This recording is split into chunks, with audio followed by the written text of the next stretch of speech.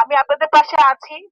এই বিগত দিনে যতবার এখন আলহামদুলিল্লাহ বিএনপি সরকারে আছে, আমাদের একটি নতুন সরকার গঠিত হয়েছে, কিন্তু বিগত দিনে যখন আমরা সরকারে ছিলাম না, তখনও কিন্তু যখন যেখানে সমস্যা হয়েছে আমি আপনাদের পাশে দাঁড়ানোর চেষ্টা করেছি।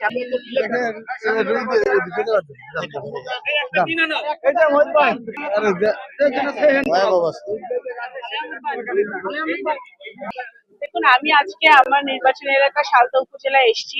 এখানে আটগড় ইউনিয়নে কিছু বাড়ি পুড়ে গেছে। আমার দায়িত্ব হিসেবে আমি এখানে এসেছি।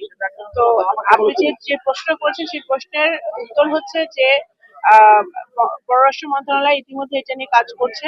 আমাদের ভারতের সাথে কথা হয়েছে, ভারতের হাই কমিশনার এসেছিলেন এবং ওনারা ইতিবাচক এবং ওনারা খুব দ্রুত সম্ভব যাতে ভিসা প্রক্রিয়াটা স্বাভাবিক হয়ে যায় এবং আমাদের বাংলাদেশের নাগরিকরা ওখানে যেতে পারে, সেই ব্যবস্থা ওনারা করছে।